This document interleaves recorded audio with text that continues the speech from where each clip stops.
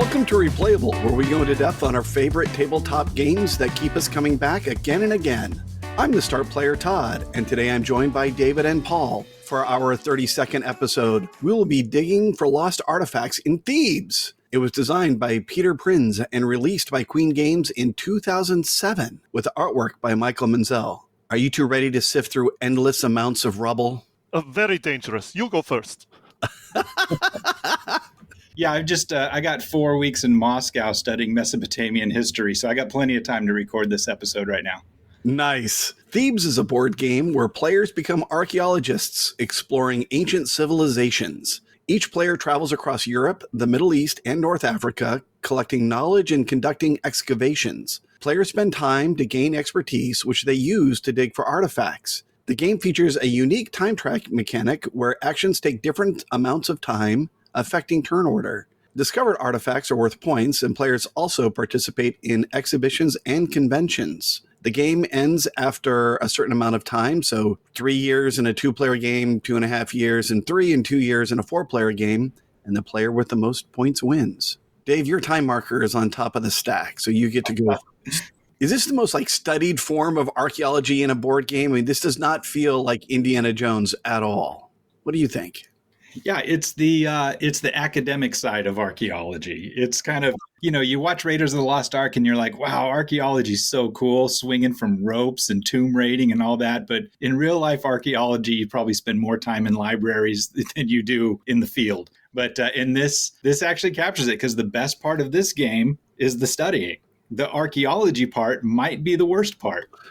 Well, I mean, not to get into that bag of tricks, but oh, nice. When I was watching the movies, I always grabbed on to the slower parts of the movies where he was giving a class or in a library. Those stood out to me the most and carried forward in my memory about the movies the most. So yeah, especially during the pandemic when I was playing this game, I just always thought of Raiders of the Lost Ark. And Love You on Eyelids. Right.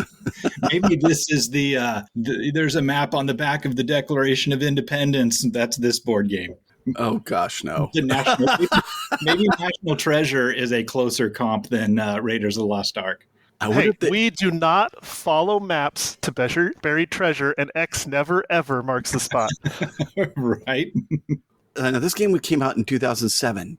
Do you remember how you felt about it when you first played it? Well, I bought the game in 2007, so I was an original adopter. So, and then I had a 3-year-old at the time, so we played this as mostly, I wouldn't say a kid's game, but definitely a family game. And I remember right from the start drawing from the bag and thinking, well, this is interesting. The possibilities or lack of possibilities sometimes that is the first thing that sticks out in the game. So I remember in 2007, my first shot at this game, and I think my opinions haven't changed since that first play. How about you, Paul?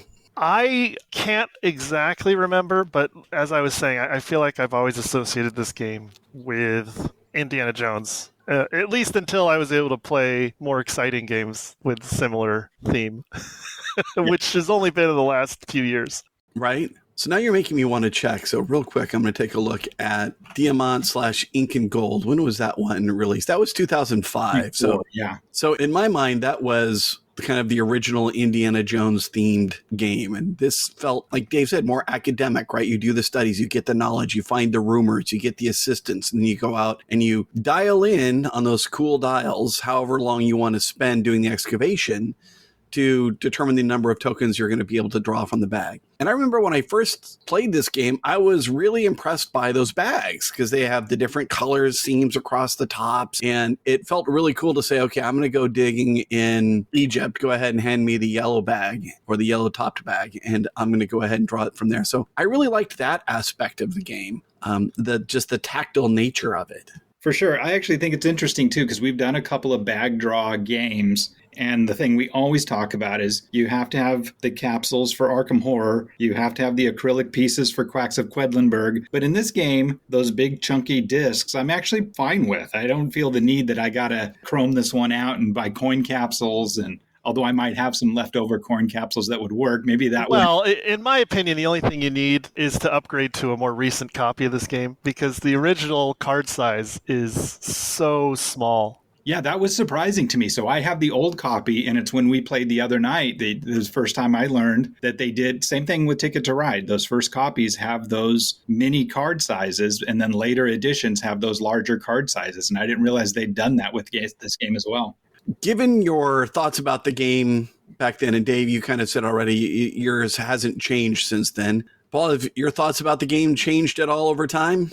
They have, as I was alluding to, as I have been playing better and better games over the years, I think about Thebes less and less.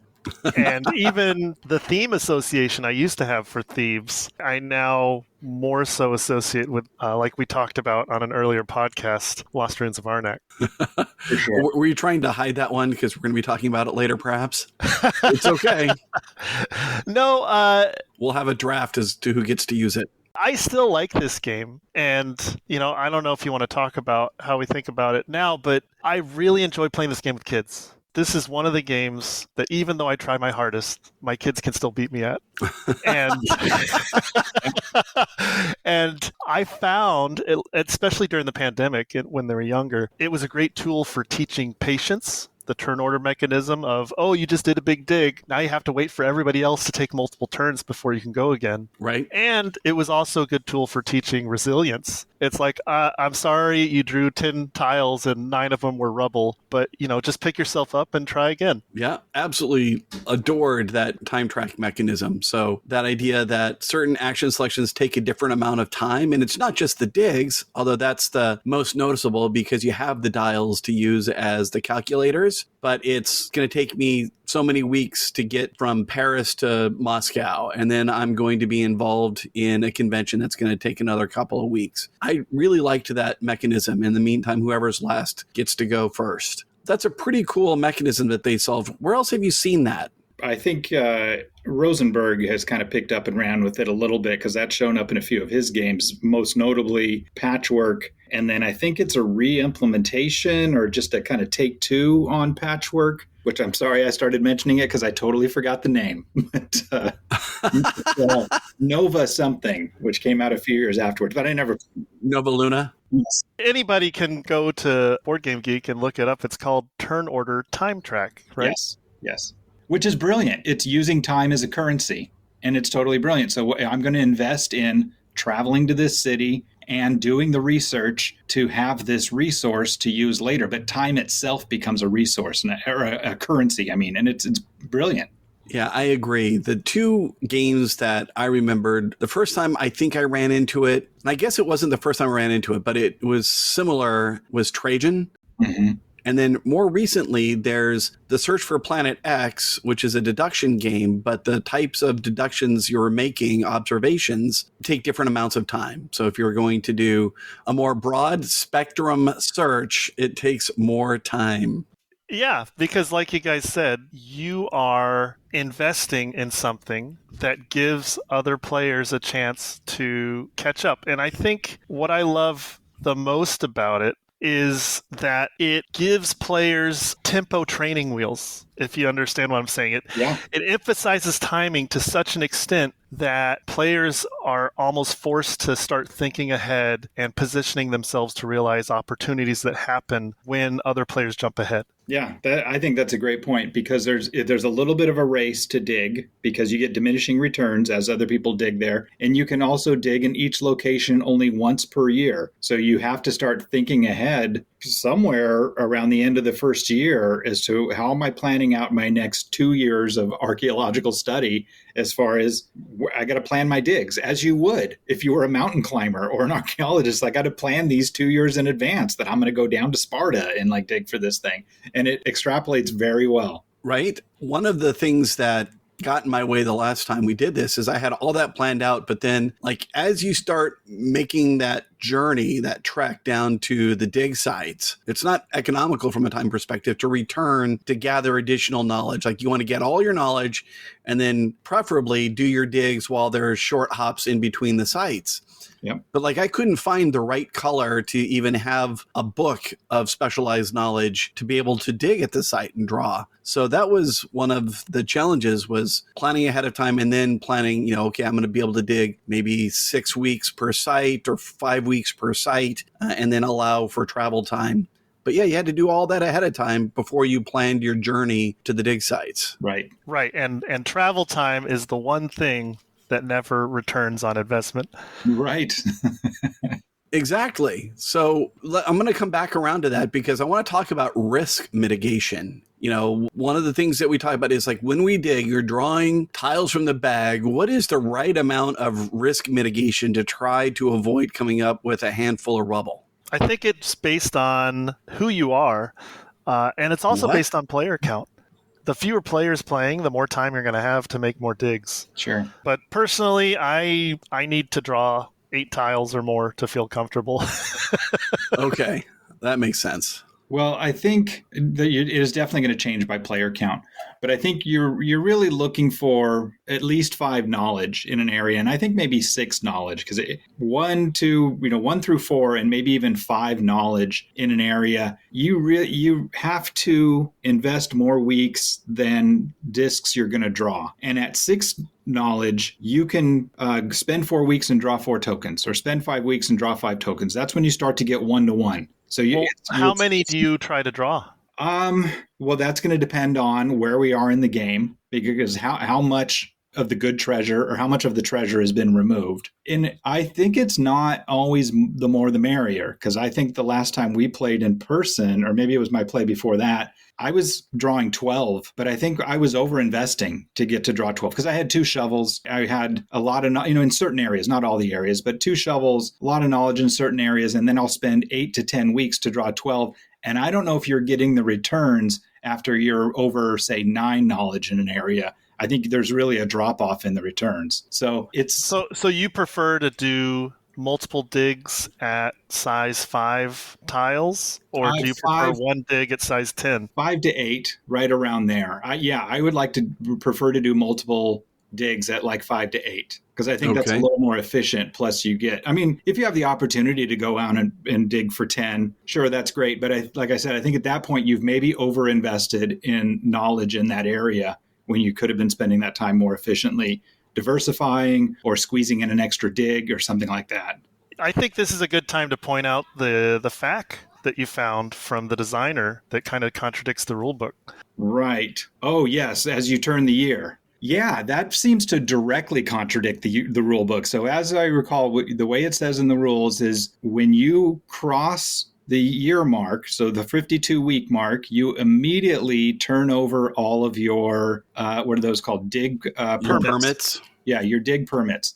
And then at the end of your turn, if you've dug somewhere, you exhaust a dig permit. So the way I read those rules there is if you're digging at the turn of the year, that location is exhausted for the upcoming year. But there was, from the designer, Peter Prinz, he actually came out and said that you have that available for you for the next year. And I forget how he put it. But basically, you don't account for crossing that end of the year until you finish your turn. So timing-wise, you exhaust it, and now at the very end of your turn, you get it back. Yeah, I think he said basically check to see if you've gone from 52 to 1 after your turn is over, and then refresh your permits. So in essence, you can dig at a single spot twice in a row without moving if you cross from 52 to 1. Right. Which I think you should be going for. That's like taking a double turn in brass, or we had another game where we talked about that. You look for that opportunity to get, a double tap. Right. Or you have one of those permit refreshing cards, right? Yeah, and that you can do at any time. Correct. Yes. Right. So you could dig three in a row. Triple tap. Triple tap. Right. I said that I wanted to put a pin in it and come back to risk mitigation. So Dave, you said you liked 5 to 7 tiles. Paul, you said you liked drawing 10 plus. 8 plus. You said you liked drawing all of the tiles in the bag. No. That's right. Yes, please.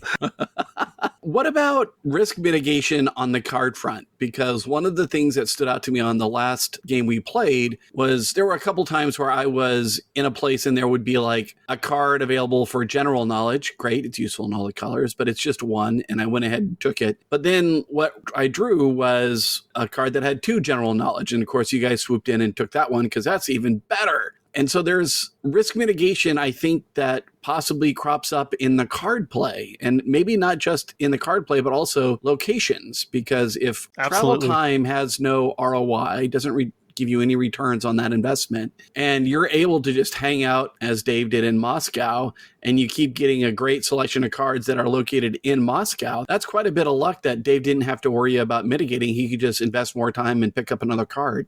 Yeah, I thought he was in the catbird seat, and then he got last place. So I don't know what happened there. I drew junk. I drew rubble. Well, we'll talk about that too in a minute. Well, and I have not taken this game to that level. I sent you guys pictures. I pulled out all the cards and I showed the distribution based on location of where you can find them. As it turns out, for example, you can't get any Palestine knowledge in Moscow. So it's not evenly distributed. So you can't just set up camp in Moscow and snap up all the cards that show up. Or maybe you could, but if you do that, you're not going to be able to dig in Palestine, for example. Or Right. London, for example, has a ton of 2 and 3 books. They're very strong in the 2 to 3 books. But those are both a little bit remote locations. So they're going to have a little premium on price to get there. And like you were saying, you have to account for that non-return on investment travel time. Really, all that means is the price is different for me as it is for you based on our location on the board. Well, I think what I hear Todd saying, and this is how I feel, is you can try to game the map to ensure nobody else contests you at your location by taking the juiciest cards or manipulating the time tracks such that there's never a good card near your location when it's another player's turn. Right. 100%. Yeah. But you have no control over the way the cards come out. So but I think that's the game. I don't think that's, I think that's what you're supposed to be doing is what I mean. You have no control over how anything comes out. Yeah. Including rubble. Well, there's a little bit of control late game because you're shuffling any card that fell into the discard back into the final stack. Yeah. Before you start turning it out. That's true. But in my experience, there's very little cards that make it into that second shuffle because we've got all of this specific knowledge and general knowledge we're holding on to. Maybe a couple of rumors and legends cards. I mean, it depends how often you use Warsaw, right? Yeah, right. Warsaw, in my experience, Warsaw has been, and we're talking about going to Warsaw and wiping the board. And in my experience, that's more of a last-ditch effort where I don't really have enough time to go dig somewhere, but maybe I'll swipe and see if I can win one of the categories. Or in 4-player, I agree, but in 2-player, I think it can be very strategic. I definitely agree with that. The 2 and the 4-player games they're very different and your approach to them, especially in that 2-player, it becomes zero sum. So digging in a hurry is a good idea. Right. Or even like, oh, do I take that conference or do I just Warsaw it? If you don't take the conference, they can because of that zero sum. Whereas a 4-player, I ran out ahead on conferences when we played, and then Todd snapped one up. I think Greg snapped one up. Maybe Paul did. So we all had 1 and you had 5, I think. Right. So you all did jumped on your portion of the grenade to keep me from running away with it. But I didn't have to worry about that as much because they were evenly distributed between you guys. So that was fine with me. I would prefer to get it, but it was fine with me that somebody was getting it as their first card instead of their third card. Right. That's true. So let's talk about those conventions. Are they a viable alternative to digging, or do you have to dig?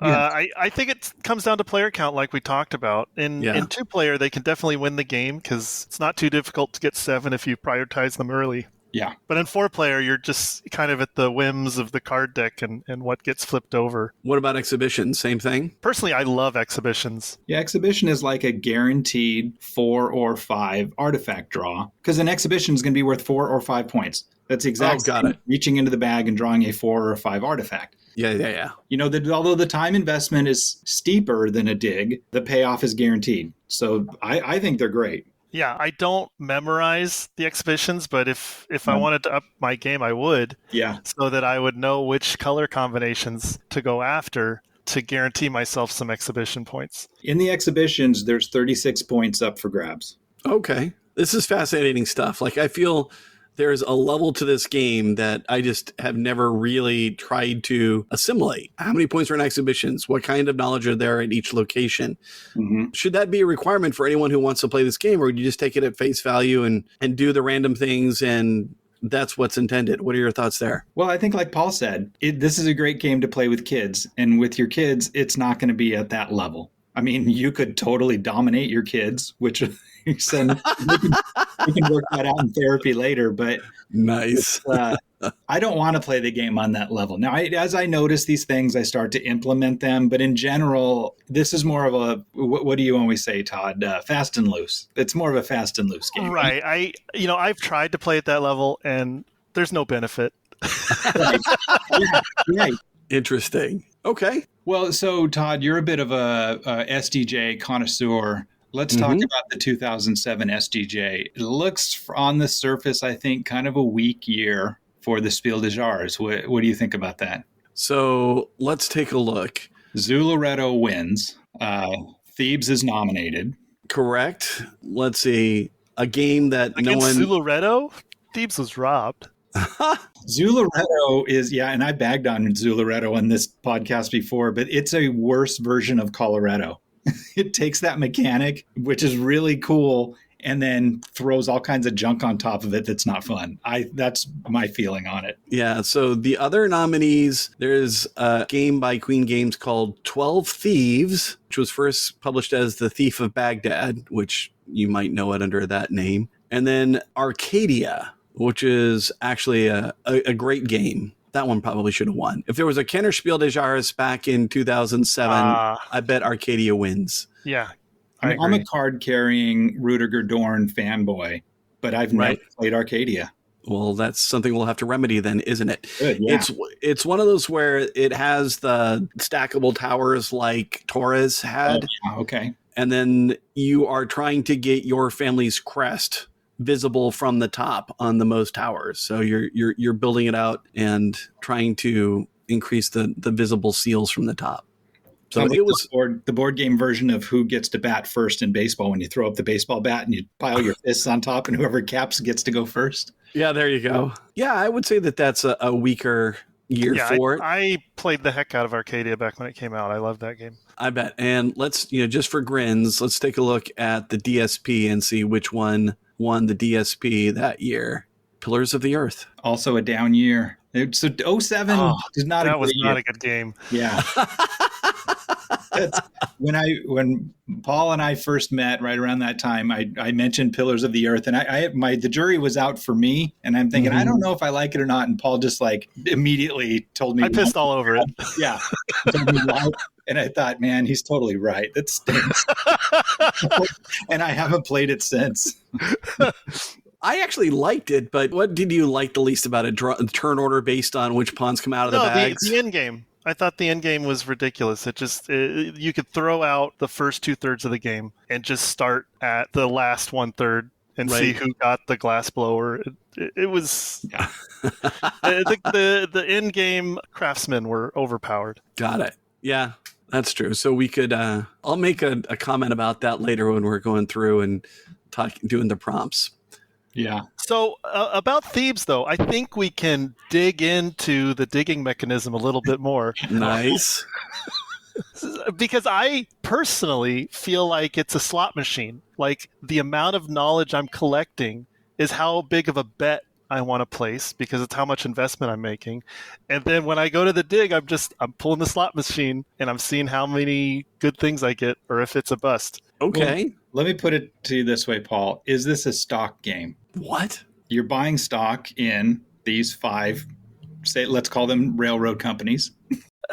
So it's not shared across players, though. If everybody was in their own little fishbowl buying stock, then sure. But I wouldn't call it a stock game, because my shares of stock barely affect you. Only at the very end of the game, when we give out some bonus points to who has the most. They do affect me in that there are fewer dividends available. So if you go to Crete before I do with your stock, and so it's stock, but with a timing mechanism thrown in. But if you go and rob Crete before I get there, then you're taking some of those dividends. So there's fewer dividends available for me. So kind of as the game goes on and people are buying into each other's stocks, basically, you're getting diminishing returns. I mean, it's like Wabash Cannonball. If you're the only guy in red, you're collecting all that, then I buy red. Now I'm splitting it with you. But it's not shared. No, I it's mean, not directly shared. You're right. That's the where the That's- metaphor breaks. that's where you can't sell me.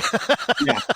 Yeah, I'm not sure I'm on board with this one either, Dave. But I understand what you're saying, that the opportunity is shared in that once Paul has withdrawn things, you then inherit what's left in the bag, Yeah. right? If you go there. So that part is shared. But now the odds are tilted against you by whatever treasure Paul was able to find.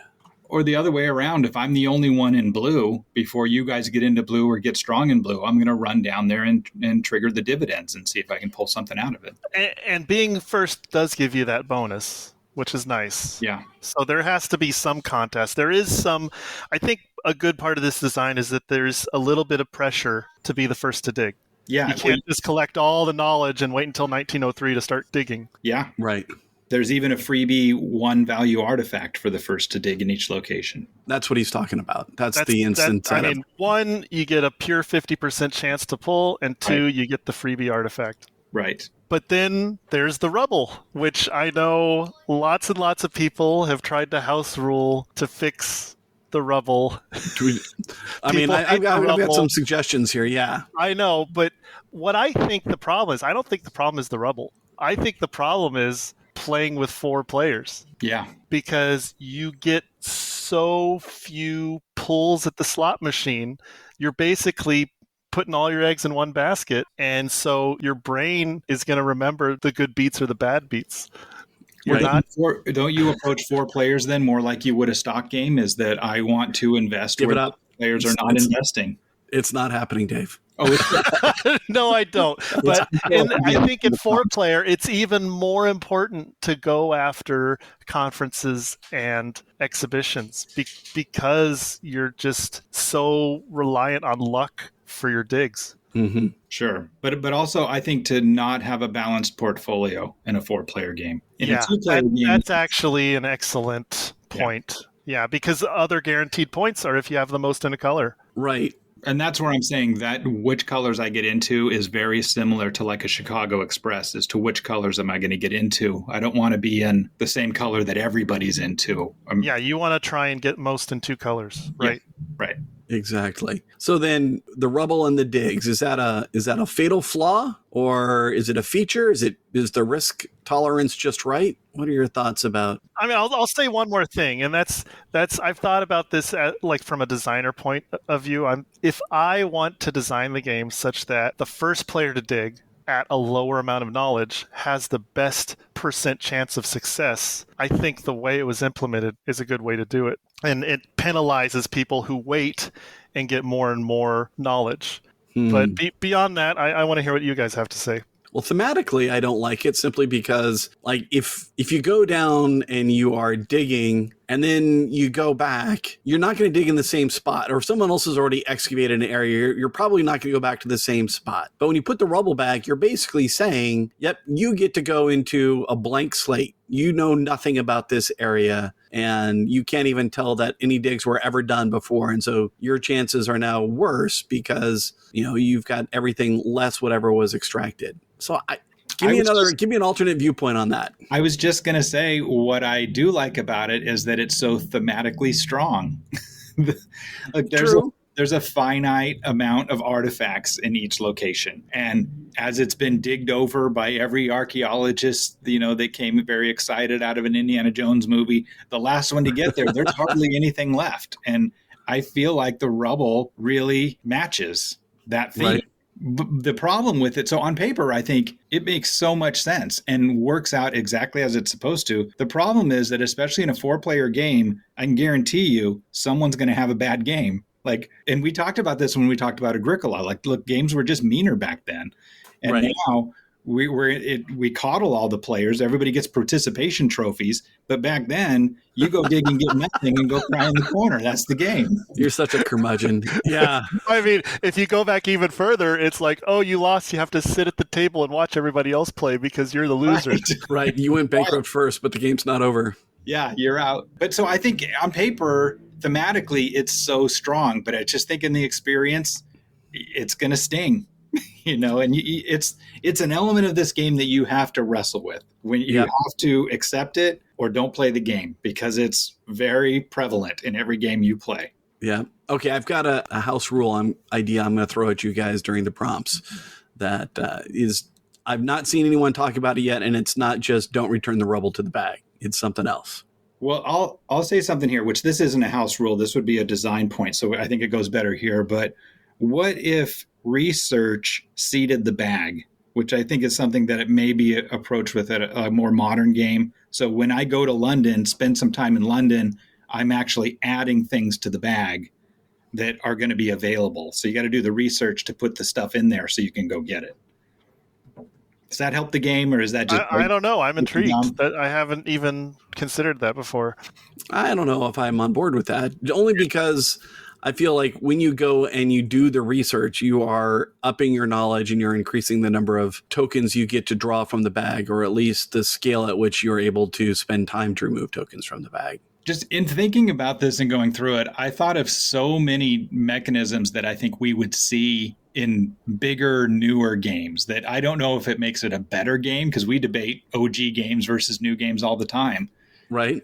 What if I could share my knowledge? I could give everybody an orange point. But if you're going along that route, what about a hidden traitor, somebody who works for the Nazis? Bella. Yikes. Balosh. Yeah. Right, once again, Jones. That's funny. Yeah, that's true. I mean, I could just make this a totally different game. It's I have to accept it for what it is.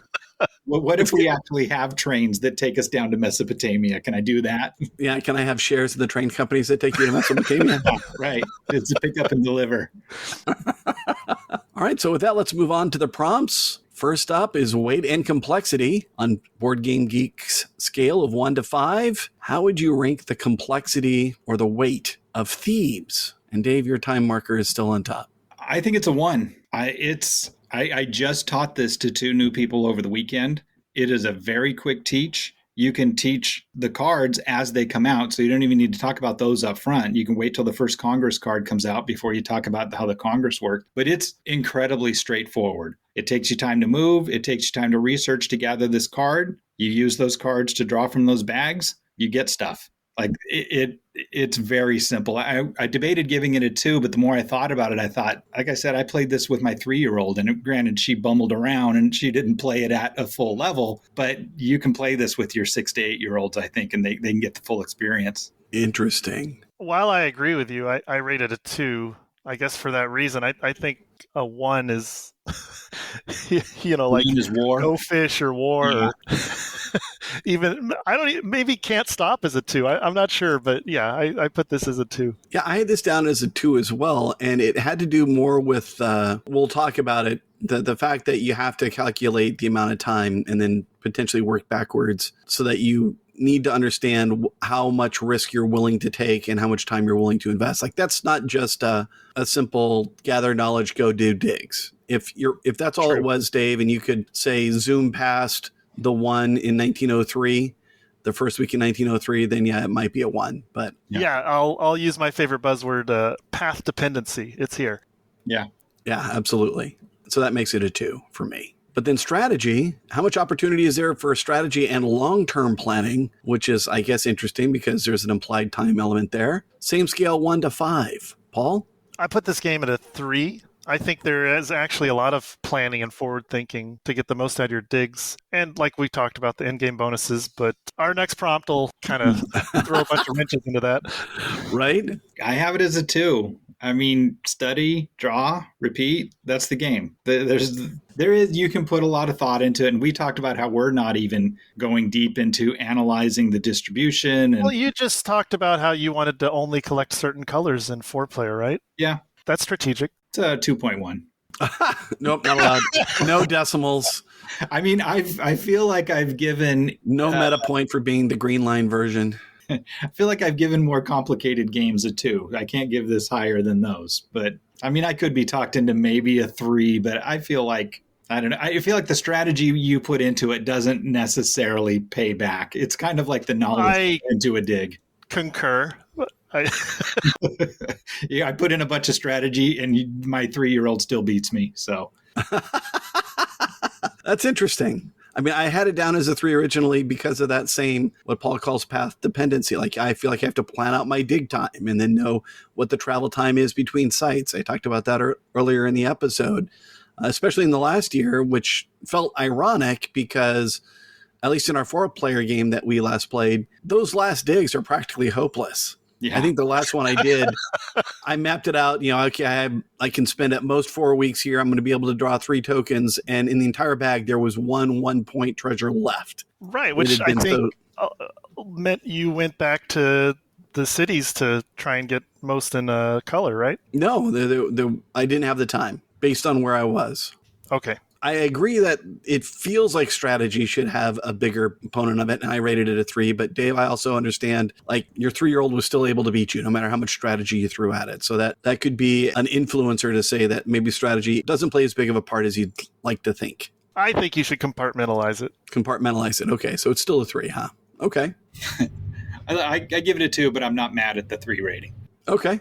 So luck. How much do you think luck plays a factor? Scale of 1 to 5 still. You can't say 6. I'll jump in here. For me, I had it down as a 4. Wait, what? Luck. A 4? Did you think it's a 5? I think it's a 5. Well, I'll throw Dave's words back at him from our previous episode. Yeah. I think luck is player count plus 1. It's probably right. Yeah, because in 2-player, there's going to be lucky and unlucky draws, and it should balance in the end for even distribution. Yeah, I wrote a 4, but yeah, when I remembered what Dave said last time, I put that function in. Yeah, I do think that works here. I mean, interesting. Statistically, it's that problem we all had in statistics. You reach into the sock drawer full of X red socks, Y yellow socks, and Z green socks. What are your chances of getting a pair? This is that same statistical problem. My thing was, I don't remember all the functions, and I just brute forced my statistics. So right. I'm just making some estimates and digging in. And, just like you can complain about dice rolls, statistics is not luck. But I still want to give this one a 5 because, like I said, somebody's going to draw junk and have a bad game. Or was it Greg? Have a great game. Yeah, Greg went to Mesopotamia and just completely robbed that place of all of the artifacts. And he drew like 9 tiles. 1 was rubble. So we've been talking about the bad luck, but there's also just going in and taking all the good stuff in one draw. That happens too. Well, I felt like we all had one good draw. I mean, when I went to whatever the orange location is, I got a lot of treasure out of that the first time. And I remember Paul went in, and I think he got a lot I had a decent draw, yeah. You had a lot of in like maroon color, right? You took down a lot of those. The 3 of us were all 1 point apart, and then Greg was like 20 points higher. Right. Yeah, because basically on the heels of that one draw. Because after that draw, we all kept pace. But that one trip to Mesopotamia put him about that many points ahead, and we never caught him. Yeah, but I had a good draw. Paul had a good draw. I think you had a good one. I want to say it was in Egypt. I mean, it may not have been to the scale of Greg's yield, but Greg didn't get plus 20 points on that draw. There were some other contributing factors to his scoring, including, taking down most in 2 different colors. Yeah. So I understand. And, if you want to we're all focusing on the digs. We want to talk about, Dave, your unbelievable luck. You kept getting useful cards while you were just sitting in Moscow. So there was no transit time. Right. I mean, there's another avenue for luck. So maybe maybe digging is 4, but throw the cards in there. Yeah, it could be a 5. In which case, let's not even spend a lot of time talking about strategy. Too late. We've already done it. But there's going to be a lot of luck here. Yeah. Not a lot of opportunity to mitigate it. I will say I really like, and I'll stick to the 4 just because I like the idea that I can try to mitigate the luck by the amount of time. Again, time is a resource. Agreed. I think that's the redeeming factor that doesn't turn this into just craps. So theme, how much do you think the theme has been integrated versus pasted on?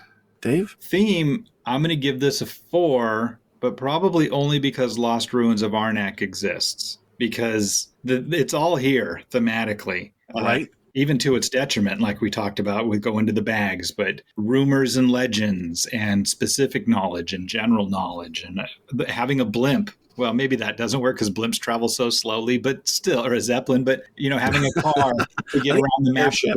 There's just so much strong theme, but it doesn't drip like Lost Ruins does. And maybe that's just because it's from 2007 and we've come a long way since then, but I can't quite give it a 5. Yeah. Paul, what did you have? I rate it a solid 4 for all the reasons we've already talked about. Yeah, I also had it down as a 4. Although I guess Lost Ruins is the 5 in the category, but I mean, if I think about how this feels, probably prior to Lost Ruins, I would have given this a 5. Yeah. Right. Possibly. It feels like archaeology and even going out to the desert. So the one thing about digs that we didn't talk about, I was hoping one of you guys would throw this one out, but if it's a dig site in the Sahara, it's absolutely monstrous. So just because you've mapped out and decided there are no artifacts in, let's say, a square mile, that's just a drop in the ocean of sand. Right. Yeah. Put the rubble back in. It doesn't matter that you've been there before, but we'll see. So favorite player count. What is this game best played at? Paul? It was hard for me to decide, but I'm going to go with 2 players. And I can't really justify it. I feel like, well, I guess my justification is I feel like that's when I have the most control. Okay. Yeah. Based on what you said earlier, player count +1. I like it at 3 because I don't like the zero sum of 2-player with the Congress cards or with the most in a category. I like being able to distribute that between 3 players when we get into that sort of scoring. Right. So I have it at 3 as my favorite player count. Yeah, going back and looking at my thoughts, I also had it down as 3. I felt like that's where the game truly opened up and shown was at 3 players. And I'm going to stick to that. So what says the least favorite player count, and this is perhaps ironic for us, I mean, I have that down as 4, right? Ditto. Yeah. Luck just becomes overwhelming in that scenario. And also the exhibitions were sliding off a lot faster when you have 4 people mining That cards. they do. You're like, okay, I'm going to do this exhibition on my next turn. It's gone. It's gone. And it's gone. Well, that's true because the cards are coming out quicker. But also, the last game we played, I think a few of us dug prematurely. So when those first exhibitions started coming out, nobody could satisfy them. So they sat there and then wiped off. I played it was only a 3-player game, I guess I played over the weekend. And as soon as those would come out, somebody would snap them up because we had much more efficient early digs because we waited until we had 5-6 knowledge before digging. That's actually the luck of the cards. Yeah. I played a 2-player game where we were unable to do the exhibitions. And on hindsight, we realized it was because of the types of cards that were coming out. Right. They were not colored cards. There was a lot of general knowledge and vehicles and conferences up first. And so we just didn't have the ability to get the artifacts early. Right. That makes sense. And Dave, I would say that in our last game, I had a perfect run between like orange and maroon to satisfy an exhibition that came out late. Yeah. And it still ended up getting swirled off before I could come back around. And just because of the fact that, my dig time. Did the Warsaw action. Yeah. No, I mean, okay. So yeah, it might have, but in any event, it was a late display of an exhibition that I was already pre-qualified to fulfill. And it still managed to get off the list before I could go again. And part of that was recovering from dig time. So yeah, 4 is my least favorite. So I guess that's echoed all around. Unanimous. Yeah. Yep. All right. Actual playing time. So the box says that this one takes 60 minutes. Well, since I started recording my times, for all player counts, my average is 68 minutes. Oh, That's pretty close. I was thinking about 90, but maybe we're just playing too slow. Yeah, we were 15 minutes over for our last time. So yeah, somewhere in the 60 to 90 range is probably accurate. Yeah. So it's a little aggressive, but not terribly underestimated, that 60-minute playing time. I bet the 3 of us played right now, we'd probably come in at 60 or less. Well, especially if we were just ignoring the strategy and just going for it. I'm just going to go and dig for 10 weeks, move, dig for 10 weeks, move, dig for 10 weeks, game's over. I win. Yeah. Okay. Did you want to touch on additions? I thought we were going to skip over additions. So I just want to mention the spinoff. Since Dave talked about Colorado expansions. becoming Zularedo, Okay. I thought we could talk about Thebes becoming the Tomb Raiders. All right. Hold on. So that's not addition, though. That's expansion. Oh, okay. Editions. I vastly prefer my new English edition with the larger cards. Is that Got the only it. difference? As far as I can tell, yes. Okay.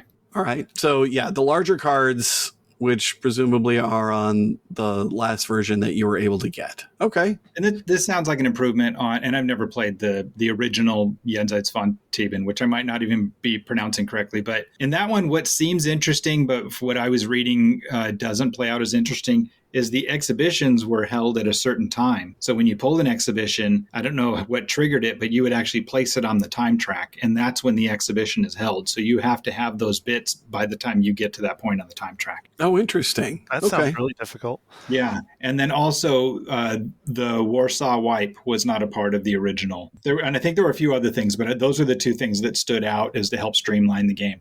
Got it. Improvements for sure, in my opinion. Yeah. Absolutely. I agree. The Warsaw Wipe. All right, Paul. So expansions. There are no expansions for this game, but did you want to talk about the quote unquote re-implementation? Yeah, because, Dave talked about how Zularedo re-implemented Coloretto, and similarly, Thebes was re-implemented by a two-player only game called The Tomb Raiders, which got rid of the map, kept the time track, and the rest of the game is cards. Plays 2 to 4, by the way. It's not two-player only. Oh. Is that official, though? Yeah, I'm looking at the page right now. Thank you for the correction. Personally, I found the Tomb Raiders to be so tedious and disappointing that it actually lowered my opinion of the game Thebes. By association? Yes. Well, more so like, oh, is this all Thebes is? Like just pushing books. And one of the most annoying things about the Tomb Raiders was you have these professors who go to the player who currently has the most of each specific knowledge. And so you're constantly tracking how many specific knowledge points every player has as well. And it was just, like I said, tedious. But aren't you doing that sort of anyway in the base game to determine if you are going to win the color and get the 5 points for having the majority? The professor is just a signal. I only do that in the final year if I have to decide whether I want to dig or vie for a certain color. Got it. Okay. And what was your description of it? What do you mean? Actually, I wrote it down on Board Game Geek. So my review was like the original Thebes, except without the fun. There it is. While the box states 30 minutes, keeping all the cards straight and organized, as well as constantly counting knowledge to move the professor cards, makes the duration closer to 60 minutes. Got it. All right. I knew I had seen that comment. I thought it was a pretty good one. Thank you. Well, on expansions, do you want Thebes expedition leaders? Do you want... Is that a thing? No, but it's Lost Ruins of Arnak expedition leaders. Oh. Do you want Thebes expedition leaders where you've got player powers? Do you want a modernized version of Thebes that has all of the stuff that we have in our games these days with player powers and events, event card, global events, things like that? Asymmetry. No, I mean, like we talked about, first I think you have to go back and fix the luck factor. Yeah. Before you add more chaos. I wouldn't be surprised if we someday see a retooled Thebes. Right? There's so much good going on here. It's just that fatal flaw like we talked about. One of the things when we talked about the expedition leaders, we talked about how they put you into a swim lane for Arnak, right? Whether you were going to focus on exploring new places or overcoming guardians or being better at moving something up the temple track. They encourage diversification, you mean, right? They encouraged each player to focus in a different area. So you didn't you didn't have the possibility of running into each other as frequently as if two people decided to vie for the same thing. I'm not sure there are enough swim lanes in Thebes to warrant that kind of treatment. What are you going to do? You're going to focus on digging. You're going to focus on researching. You're going to focus on, is there even a third? No, I mean, I can... You turn it into a hidden trader game. Well, yeah. No, you could have everybody start, or one player starts with one knowledge in every category, or somebody can travel quicker. You start with a car, you've got a little bit faster car or something like that. Or maybe whenever you dig, you get to draw one extra. Little things like, I don't know, I haven't thought it through. You have put too much thought into this. Yeah, You haven't thought about it at all, but you've got some good ideas. Yeah. Okay, so maybe. You know what? We're going to jump ahead. Let's talk about house rules then. So you just came up with, we'll go back and catch up on the most recognizable, least recognizable in a second. Would you want to even try coming up with a variant like that and spending the time to play it? Well, not with leaders. That's a much more involved. But there are some house rules that people are using, and I think you said you had one to explore. So yeah, let's get into those. Okay, so the one that you hear most often is not returning the rubble to the bag, or returning the rubble to the bag at some ratio, right? You don't put back 1 out of every 2 or 1 out of every 3. The idea that, and everyone's trying to mitigate just that consecutive dig problem. So if that's the case, how about if you got an extra draw if it was your second dig and 2 extra draws if it was your third? So I don't necessarily benefit from rubble being removed by other players, but if I'm already been in the area, I've got additional knowledge outside of the books and everything that I had the last time. Oh, like a marker you gain for doing a dig somewhere. Right. And it gives you extra draws later. I like that. That's along the lines of something that I was thinking, but I was thinking more along the lines of you got to get something for digging. It's those times when I did this last night, I drew 5 tiles. The first one in the bag, I drew 5 and they were all rubble. So I got nothing. You get the one that was, for the first person to dig there. Right. But if you could do some sort of, for every 2 rubble you draw, you get a one-time use shovel, which is an extra draw. Or maybe you get a 1+1 knowledge in that area where you just get something. We've seen this in other. Oh, I like that. It's the booby prize. You go for it, and if it doesn't work out, you at least get the booby prize. So like you can have a whole table. Like 2 rubble, you get a shovel. 3 rubble, you get a car. 4 rubble, you get an airship. Something like that. Right. So you get something that you can try to, okay, things went poorly, but now later in the game, I'm not out of it. I have got a little bit of a bonus from that bad beginning. Right. Because we're all about keeping up and catching up these days, whereas back then, nobody thought about that. If you're out, you're out. True. I really like Todd's idea because you're learning about things specific about the site you digged at. And so you should get a bonus the next time you do a consecutive dig. And it's not a across-the-board benefit like removing rubble. It does not help other players. Right. Okay. What I maybe like a little bit less is what if you can only keep 1 artifact per rubble drawn? So if you draw 4 artifacts and 2 rubble, you can only keep 2 of those artifacts. Oh, is that house rule some players play? No, I just made it up. You're just throwing it out there? Because I was thinking about when Greg went to Mesopotamia and just robbed was blind. You'd be like, oh, you only get to keep 1 of those, Greg. Sorry. Right. So, or maybe 2 artifacts per rubble drawn. I don't know. Well, no. I wouldn't use it, but it's just an idea. The one that most people use is every time somebody draws from the bag, you remove 1 rubble that's drawn, just 1. I don't like it because thematically, I think that starts to break down as that rubble needs to go back in the bag, especially people who take all the rubble drawn out. I feel like that breaks the game because that makes the ladder, the lately stronger. Yeah, I don't think I like that one as much. I like the lines that you're going with, Todd. Right. It's something. And as far as someone getting lightning in a bottle and getting a great draw like Greg did, one of the things that, we talk about the theme and how it feels like it's on point. When King Tut's tomb was found, it was in an area, it hadn't been found for 3,000 years. It was an area that had been excavated, but these guys went and excavated off to a side that had been ignored because they thought it was not for royalty. Right. And yet then they find it, and it's one of the most meaningful and lucrative archaeological finds in history. It's going to happen. Yeah. So I'm okay with that aspect of it. It's just the not getting any benefit at all. So I like the idea of either I've got a knowledge and I get an extra draw, or like you were saying, there's a schedule of benefit I get for number of rubble that I can use on a future, but it's because I've invested the time there. I just like getting minimum value out of that rubble. You get something. Right. Your participation prize. Yeah, no, I think I think there's a framework here. Well, if anyone from Queen Games actually listens to this podcast, then, maybe we'll see a re-implementation of Thebes that's been modernized a bit. Return to Thebes. Right. Speaking of returning, let's catch up on most recognizable comparison, the highest ranking game that reminds you the most of Thebes. What did you guys have down? Dave, I'll let you go first. I see you smirking already. Well, I have 2 that I'm thinking of, but you want to go second? Yeah, I'll go second. Paul? For me, it's Patchwork. Okay. Because that's probably the game I play the most right now with a turn order time track. And that's the mechanism I focused on as being recognizable to Thebes. Yep, agree with that one. Yeah, and that really focuses on how good that mechanism is. Was that one of your two, Dave? It was. Of course, now All that I right. have to go, I got a train going by. Maybe I should mute and you should go. No. We can. I don't hear it, by the way. Oh, okay. I'm going to go with, just from drawing junk out of the bag, the Quacks of Quedlinburg.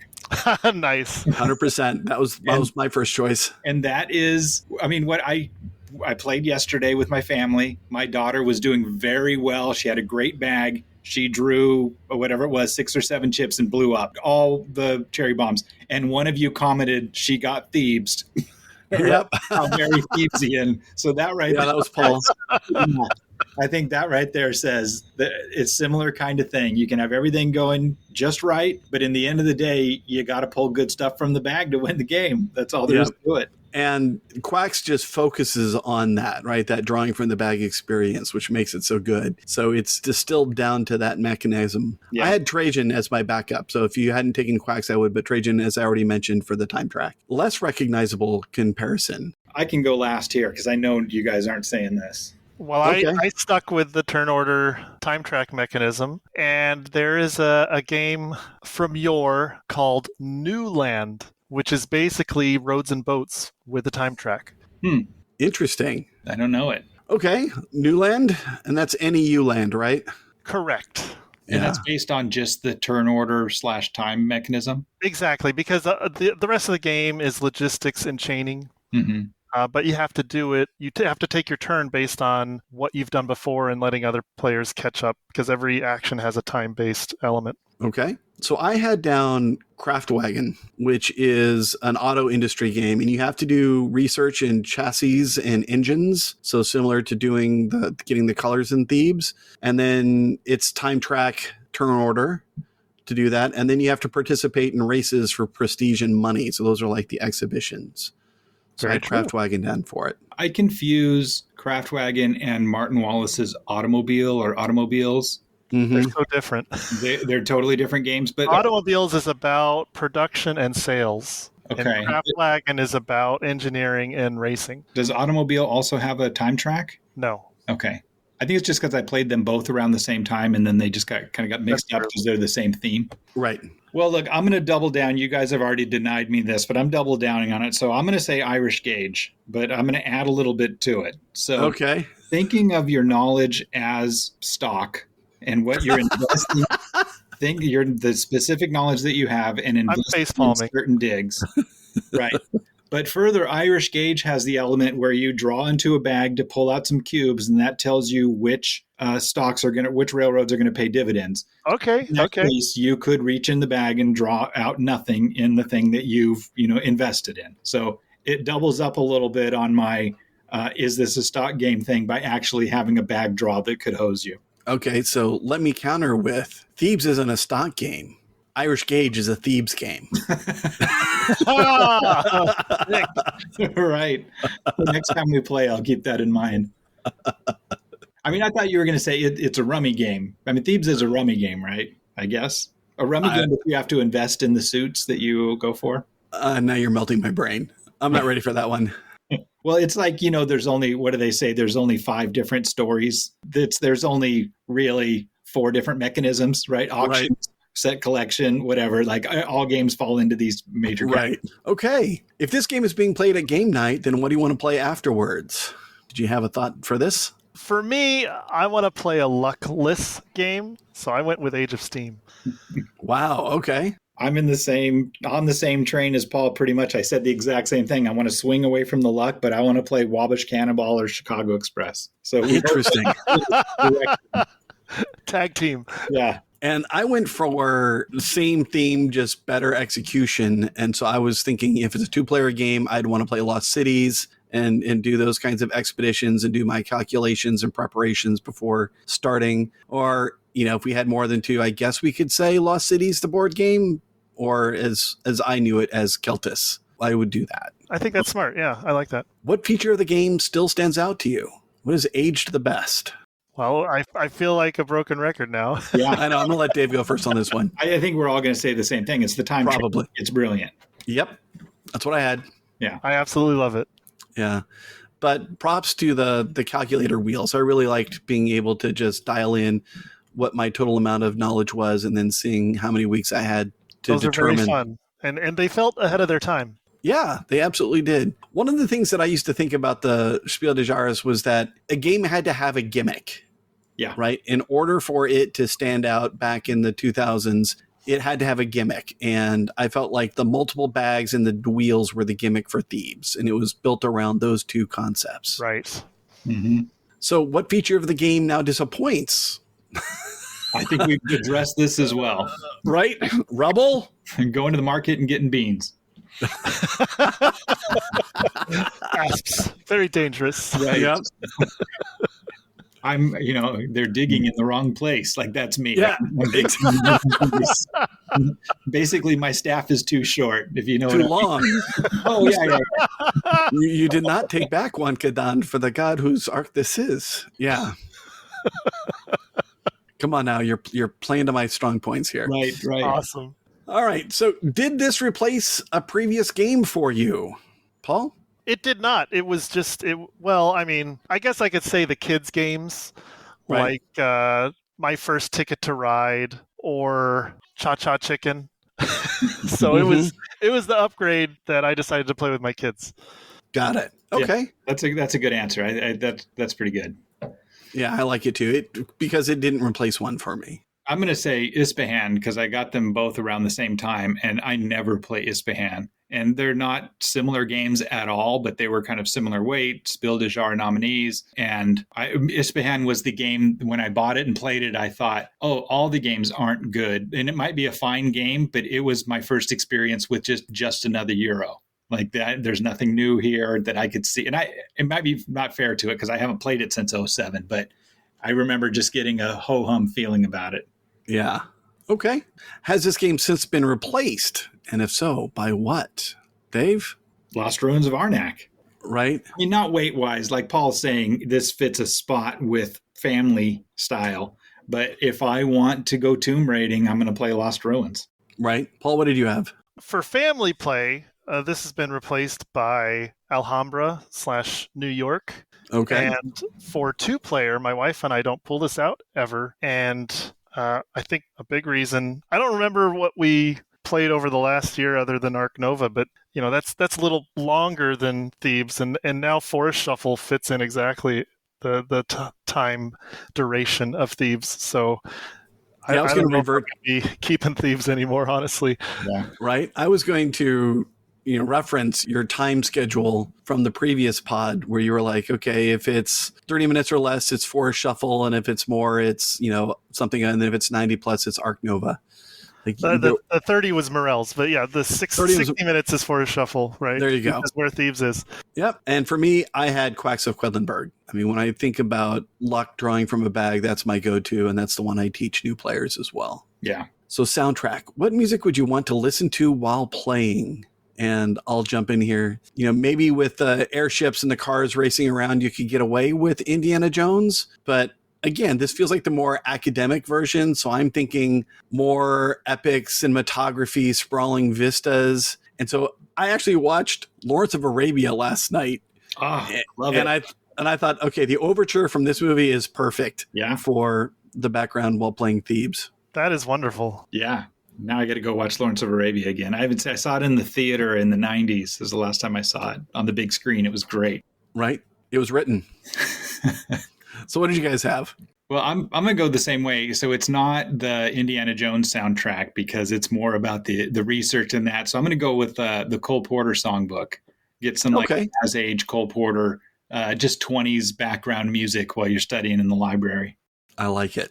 Totally agree. Yeah, Paul? I went with John Williams, specifically the Raiders soundtrack or the Last Crusade. Yep. All good choices. Rating. Now on a scale of 1 to 10, what would you rate Thebes today? Dave?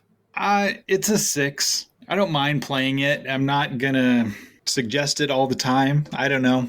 It's a 6. We've talked about it to death. It's a great game. There's so many great things going on, but that fatal flaw is just something to contend with, and that drops it down a point. Right. Paul, what did you have? Today, it's a 5 for me. Take it or leave it. Yeah. I would say that my score is, let's see, what's be the most fun way to say this? player count -1? No, that's not true. Ouch. That's not true. You need a stronger function because the lower player count's better. So you need a function for that. Yeah, I give it a 6, but 4 players of 5 or maybe even lower. Like, I have no desire to play this 4 player again, if at all I can avoid it. But for 3 player, yeah, it's a 6. I could play that if in the right mood. Mm-hmm. So is it replayable, and how soon would you want to revisit this game? And I'm going to say it's a tough answer for me.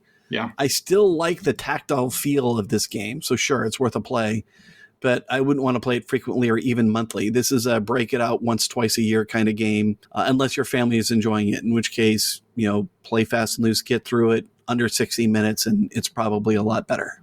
What did you guys have? Dave? Well, because it's a grab and play game that I can introduce it to new players. And I think non-gamers or new gamers, I think, can really appreciate all the things that are going on that are easy to grasp. I do think it's replayable maybe once a year as, like I said, maybe like my kids' friends or another family who hasn't played a lot of games, because you do get a kind of a full experience. Super easy to jump into, but there is a lot to think about. It's because it fits that very well. I'm going to call it replayable. Yeah. Okay. And Paul, what did you have? No. To be more specific, not anymore. My kids are getting older, and I have a lot of games that my family and I prefer to play, so I'm not going to be hanging on to it. Well, look, it's out of print, so now's your time to get it out the door. Right? It's then going to go up. Before they listen to this episode and realize there's money to be made in Demdar Hills? Yeah, sure. We've given away lots of ideas to fix this for free. Note, if you want to sponsor the podcast, get a hold of us at sponsors@replayable.fm. That's right. Okay. And with that, we've all reached the first week after 1903, so 1904. How well does that go into your next game? Oh, specifically, it's too late. Based on the title of the next game. We're gonna rewind time over 100 years. That's right. True. Thank you. Oh, well, I'll use that one. Yeah. We'll stick with that. That's funny that I really thought for a little while, what year does that game take place? As I'm looking at the title. Yeah. Nice. All right, guys. Thanks for being available today. I really appreciate it. It was good to get this one in. Add some more suggestions to the sign-up sheets. Let's get some more games going. Yeah. Thank you for listening to Replayable. Support for our podcast comes from listeners like you. You can find us online at replayable.fm, on Twitter as ReplayableFM, and on Instagram as ReplayableFM. You can also join our team at patreon.com/replayable. Thank you for your support. We welcome your feedback, which is the only way that we are going to get better. You can get in touch with us via email at feedback@replayable.fm. And if you're interested in sponsoring us, then please contact us at sponsors@replayable.fm.